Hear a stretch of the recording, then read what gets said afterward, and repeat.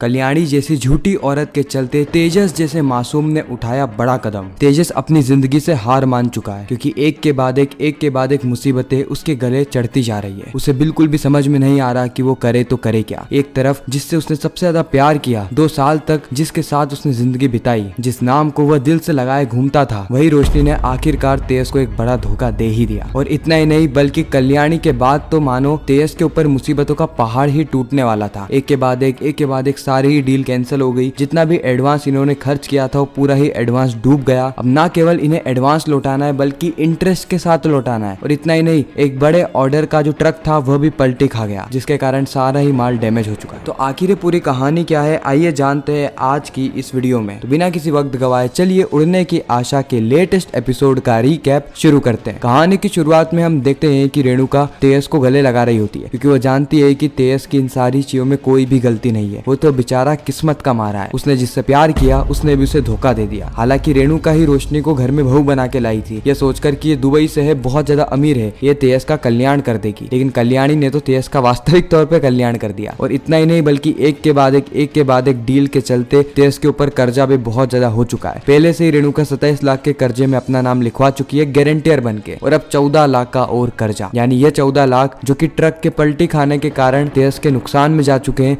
तेजस को सामने वाली पार्टी को तो देने ही होंगे क्योंकि इंश्योरेंस ना करवाना ये तेजस की गलती थी, ना कि सामने वाली पार्टी की। अब इसी 14 लाख के सिलसिले में रेणुका सीधे जाती है मंदिरा के पास। पहले तो रेणुका मंदिरा को कॉल करती है और कहती है कि मंदिरा, मुझे तुम्हारी एक मदद चाहिए। मंदिरा तो इसी समय का इंतजार कर रही थी। मंदिरा कहती है कि अगर बुरे समय में मंदिरा काम नहीं आएगी मास्टरनी, तो फिर कौन काम आएगा। आप एक काम करिए, आप बस मुझे थोड़ा सा समय दीजिए और उसके बाद आप मुझे मेरे घर पे मिलिए। हम वहां पर बैठ के समझते हैं कि आखिर हम आगे क्या क्या कर सकें। खैर इन सारी चीजों में हम देखते हैं कि मंदिरा अपना दिमाग घुमाती है। वो कोशिश कर रही होती कि कैसे भी करके रेणुका का घर उसके हाथ लग जाए, क्योंकि एक बार रेणुका का घर उसके हाथ में लग गया ना, उसके बाद वो उस फूल वाली को अपने रास्ते से हटा देगी। क्योंकि मंदिरा के रास्ते में केवल एक ही फूल वाली है जो कि कांटा बने अड़ी हुई है, उसके बिजनेस का कांटा। और वो फूल वाली और कोई नहीं बल्कि हम सब की साइली है। खैर कुछ समय के बाद मंदिरा के घर पे एक बैठक बैठती है। इस बैठक में केवल 2 ही जने थे, लेकिन इन्हीं 2 जनों के चलते आगे की कहानी पूरी तरीके से पलटने वाली है। एक है मंदिरा द विलन और दूसरी है रेणुका, जिसके कारण बहुत बड़ी समस्या सचिन और साइली पे, साथ ही पूरे देशमुख परिवार पे आने वाली है। रेणुका यहाँ पे 14 लाख की व्यवस्था करने के लिए मंदिरा के पास आई होती है। मंदिरा कहती है कि मास्टर जी, सबसे पहले तो आप मुंह मिठा कीजिए क्योंकि 14 लाख की व्यवस्था हो गई है। जिस फाइनेंसर ने आपको 27 लाख दिए ना, वो 14 लाख रुपए देने के लिए भी तैयार है। वो 27 लाख के ऊपर ही 14 लाख का टॉपअप कर देगा, तो आपका टोटल लोन हो जाएगा 41 लाख का, वो भी सबसे कम इंटरेस्ट पे। इतना कम इंटरेस्ट तो बैंक तक नहीं देती, नेशनलाइज बैंक भी नहीं। रेणुका ये बात सुन के बहुत ज्यादा खुश हो जाती है और कहती है कि भला उस इंसान का,